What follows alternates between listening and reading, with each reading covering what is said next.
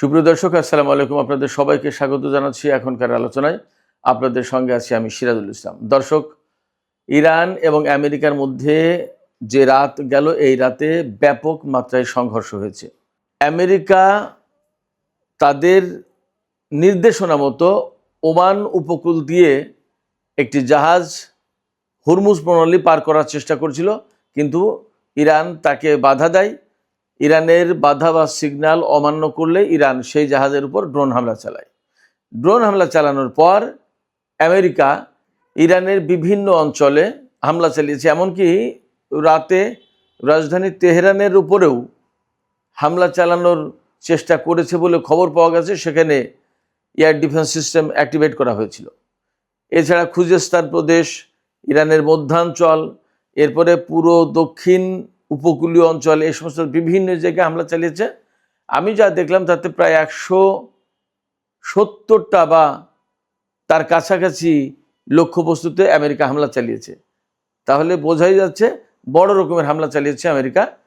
এর জবাবে Iran Kuwait, Bahrain, কাতার এবং জর্ডানের বিভিন্ন সামরিক ঘাঁটি এবং লক্ষ্যবস্তুতে হামলা চালিয়েছে ইরান ব্যালিস্টিক ক্ষেপণাস্ত্র এবং ড্রোন দিয়ে। এই হামলা পাল্টা হামলার ভেতরেই ইরান হরমুজ প্রণালী সম্পূর্ণভাবে বন্ধ ঘোষণা করেছে। তার মানে সারা বিশ্ব আবার নতুন করে ব্যাপকভাবে জ্বালানি ঝুঁকির মধ্যে পড়ল। কারণ হরমুজ প্রণালী বন্ধ হলে কোনোভাবেই তেল এবং গ্যাসের বিরাট অংশের চালান পরিবহন করা সম্ভব হবে না। এ অবস্থায় পরিস্থিতি আসলে কোথায় যাচ্ছে? এর মধ্যে আমি দুটো মৃত্যুর খবর দিয়ে রাখছি আপনাদেরকে। কাতারের সাবেক আমির শেখ হামাদ বিন খলিফা, তিনি 74 বছর বয়সে মারা গেছেন। এপাশে আমেরিকার সিনেটর লিন্ডসে গ্রাহাম, রিপাবলিকান দলের সিনেটর এবং অত্যন্ত উগ্রবাদী লোক ছিলেন তিনিও মারা গেছেন 71 বছর বয়সে। তিনি কিন্তু ইরানের উপরে কঠোর সামরিক অভিযান, ইরানের তেল ক্ষেত্র দখল, ইরানের সামরিক বাহিনীকে একদম কমপ্লিটলি ধ্বংস করা এবং ইসরায়েলের পক্ষে তার শক্ত অবস্থান ছিল। এই সম্প্রতিও তিনি ইরানকে ধ্বংস করে দেওয়ার জন্য বলেছিলেন। সেই লিন্ডসে গ্রাহাম মারা গেছেন। তিনি ছিলেন ডোনাল্ড ট্রাম্পের অত্যন্ত ঘনিষ্ঠ একজন ব্যক্তি। তো সুপ্রিয় দর্শক, আমরা যখন ইরান এবং আমেরিকার মধ্যে এই রকমের সংঘর্ষের খবর শুনছি, দেখছি, জানছি, এর ভিতরে আরেকটি খবর বের হয়েছে যেটা বড় রকমের একটা যুদ্ধের আশঙ্কা তৈরি করেছে। সেটি হচ্ছে আমেরিকা নাকি খার্ক দ্বীপ দখল করে নেওয়ার প্ল্যান করছে এবং ইরানের ভেতরে স্থল অভিযান চালানোর চিন্তা করছে এবং এগুলোর মূল লক্ষ্য হচ্ছে হরমুজ প্রণালী উন্মুক্ত করা এবং ইরানের সামরিক বাহিনীকে একেবারে কলাপস করে দেয়া।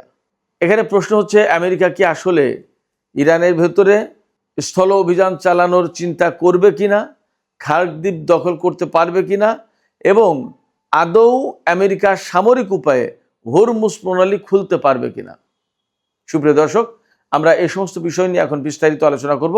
আশা করি আপনারা শেষ পর্যন্ত সঙ্গে থাকবেন, আর ভিডিও ভালো লাগলে লাইক, কমেন্ট, শেয়ার করবেন। দর্শক, চলুন আমরা বিস্তারিত আলোচনা করি। প্রথমেই যে কথা বলবো সেটি হচ্ছে যে গত রাতে আমেরিকা এবং ইরানের মধ্যে কিন্তু বড় রকমের সংঘর্ষ হয়েছে। আমি আগেই বলেছি, একটি জাহাজ ওমান উপকূল দিয়ে হরমুজ প্রণালী পার করার চেষ্টা করছিল আমেরিকা এবং এটা ছিল আমেরিকার মূলত একটা উস্কানি। এই প্রেক্ষাপটে ইরান ওই জাহাজের উপর হামলা চালায়, ড্রোন হামলা চালিয়েছে। ড্রোন হামলা চালানোর পরে সম্ভবত একজন নিহত বা নিখোঁজ আছে, এরকম সর্বশেষ খবর আমি দেখেছি। আর জাহাজের ইঞ্জিন বিকল হয়ে গেছে, জাহাজটা অচল অবস্থায় আছে সাগরের উপরে। এরপরে আমেরিকা ইরানের বহু জায়গায় হামলা চালিয়েছে। আমি আগেই বলেছি 150টির বেশি জায়গায় আমেরিকা হামলা চালিয়েছে। এখানে লক্ষণীয় ব্যাপার, আমেরিকা বিমান হামলার পাশাপাশি বাহরাইন এবং কুয়েত থেকে ভূমিতে নিক্ষেপযোগ্য ক্ষেপণাস্ত্র দিয়ে হামলা চালিয়েছে। এই ক্ষেপণাস্ত্রটার নাম হচ্ছে হাইমার্স সিস্টেম। এই হাইমার্স সিস্টেম থেকে ক্ষেপণাস্ত্র ছুঁড়ে ইরানে হামলা চালিয়েছে এবং এই হামলাগুলো মূলত হয়েছে ইরানের দক্ষিণ উপকূলীয় অঞ্চলে, বন্দর আব্বাস, কেশম দ্বীপ, কিশ দ্বীপ, সিরিক দ্বীপ, তারপরে এই খার্ক দ্বীপের আশপাশে খুজেস্তান, এই সমস্ত এলাকায়। আবার ইরানের মধ্যাঞ্চল, এমনকি তেহরানের উপরেও নাকি বিমান দিয়ে হামলা চালানোর চেষ্টা করেছে, হামলা চালিয়েছে। এইরকম একটা প্রেক্ষাপটে একেবারে আলটিমেটলি ইরানও পাল্টা জবাব দিয়েছে এবং পাল্টা জবাবে ইরান কোথায় কোথায় হামলা চালিয়েছে, কুয়েতের মার্কিন বিমান ঘাঁটি, সামরিক ঘাঁটিগুলো লক্ষ্য করে, বাহরাইনে হামলা চালিয়েছে, কাতারের আলুদেদ ঘাঁটিতে হামলা চালিয়েছে। আপনারা সবাই জানেন যে কাতারের আলুদেদ ঘাঁটি আমেরিকার সেন্টকমের এই মধ্যপ্রাচ্য অঞ্চলের সদর দপ্তর। আর হামলা চালিয়েছে জর্ডানের বিভিন্ন বিমান ঘাঁটিতে, বিশেষ করে প্রিন্স হাসান বিমান ঘাঁটি লক্ষ্য করে ইরান হামলা চালিয়েছে। ইরানের এই হামলায় আমেরিকার যে সমস্ত ক্ষয়ক্ষতি হয়েছে তার কিছু কিছু তথ্য এসেছে।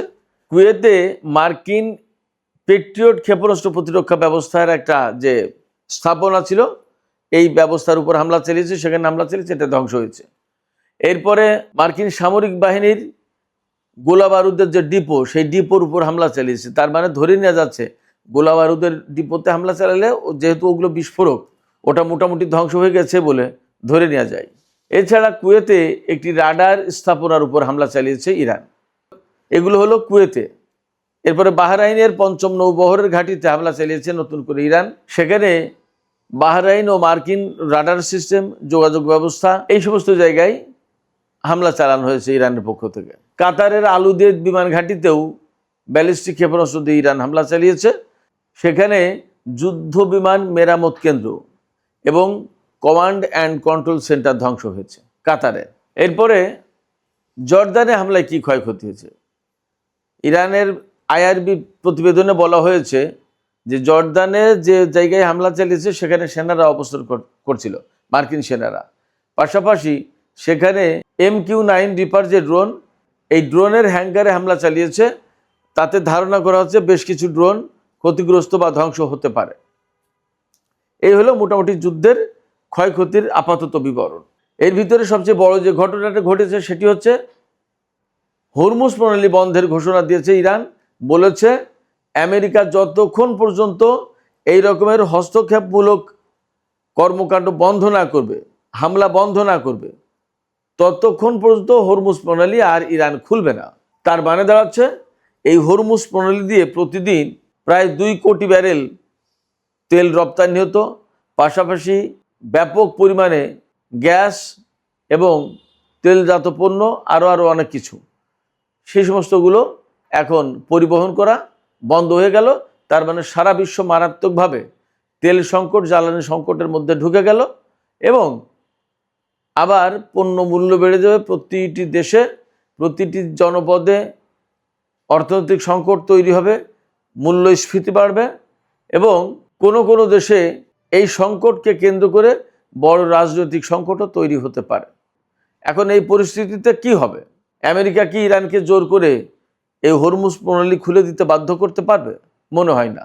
মনে হয় না এই কারণে বলছি, আগে যখন ইরান হরমুজ প্রণালী একদম পুরোপুরি কন্ট্রোল করলো, বন্ধ করে দিল, তখন কিন্তু আমেরিকা সেটা খুলতে না পেরে নানা রকমের চেষ্টা তদবির চালিয়ে, হামলা চালিয়ে যখন খুলতে পারেনি, এমনকি হরমুজ প্রণালীর ধারে কাছেই আমেরিকার কোনো যুদ্ধ জাহাজ, বিমানবাহী রণতরী যেতে পারেনি, তখন ইরানের বন্দরগুলোর উপর আমেরিকা নৌ অবরোধ দিল যে ইরান যদি হরমুজ প্রণালী দিয়ে কারো জাহাজ চলাচল করতে না দেয় তাহলে ইরানের জাহাজও চলাচল করতে পারবে না।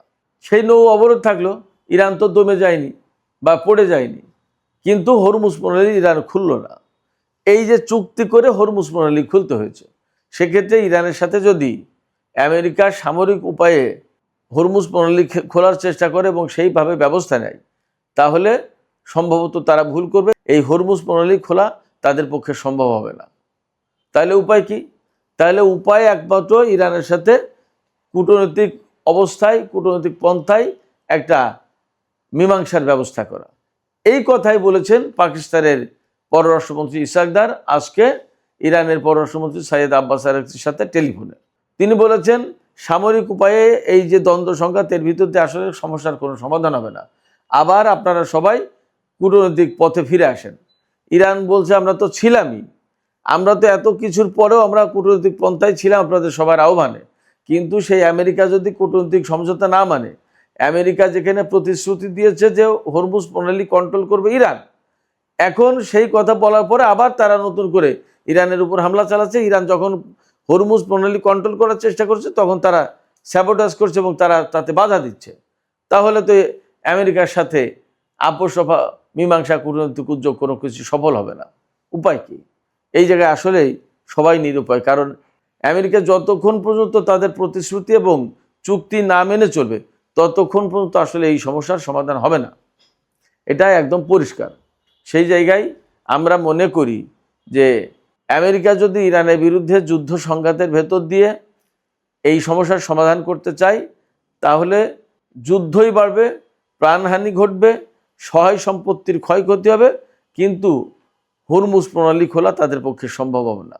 শোনা যাচ্ছে হরমুজ প্রণালী খোলার জন্য বা মধ্যপ্রাচ্যের তেল পরিবহন যাতে স্বাভাবিক হয় সেই জন্য আমেরিকা খার্ক দ্বীপ দখল করবে এবং খার্ক দ্বীপে স্থল অভিযান চালাবে, পাশাপাশি ইরানের ভেতরেও স্থল অভিযান চালাতে পারে যাতে ইরানের সামরিক বাহিনীকে কমপ্লিটলি ডিস্ট্রয় করে দেওয়া যায়।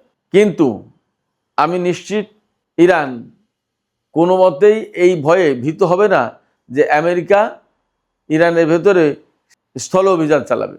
বরং আমরা যা শুনতে পাচ্ছি তাতে ইরানিরা মার্কিন সেনাদেরকে আমন্ত্রণ জানাচ্ছে যে তোমরা আসো, ভিতরে আসো। কেন ভিতরে আসতে বলছে? ভিতরে যেতে বলছে এই কারণে যে বিমান হামলা, ক্ষেপণাস্ত্র এবং ড্রোন হামলা দিয়ে খুব বেশি একটা কাজ হয়নি, সামরিক স্থাপনা, ঘাঁটি এই সমস্ত ধ্বংস করা গেছে, কিন্তু ইরানের ভেতরে যখন স্থল অভিযান চালাবে তখন মার্কিন সেনারা যাবে ফাঁদে পড়ে, আটকা পড়ে যাবে। এই আটকা পড়ে যাওয়ার পরে আটকা অবস্থায় ইরানিরা দেবে ব্যাপক মার এবং মার্কিন সামরিক বাহিনীর একটা চূড়ান্ত বিপর্যয় ঘটবে ইরানে। ইরান এই আশায় আছে যে আমেরিকা কবে স্থল অভিযান চালাবে এবং তারা বিপুলভাবে মার্কিন সামরিক বাহিনীকে বিপর্যস্ত করে দেবে। এবং এটা সম্ভব, এটা ভাবার কোনো কারণ নেই যে ইরানের হাতে যথেষ্ট ট্যাঙ্ক নেই, সাঁজোয়া যান নেই, স্থল যুদ্ধ করার জন্য যে সমস্ত উপায় উপকরণ লাগে ইরানের কাছে তা নেই, এটা ভাবার কোনো কারণ নেই। অনেকেই জানে না ইরানের ট্যাঙ্ক শক্তি সম্পর্কে, যেমনটা জানতো না বিমান শক্তি সম্পর্কে, তেমনি অনেকে জানে না ইরানের ট্যাঙ্ক শক্তি সম্পর্কে। স্থল অভিযানের সাঁজোয়াজান, ট্যাঙ্ক এবং এই ধরনের বেশ কিছু সামরিক সরঞ্জামের প্রয়োজন।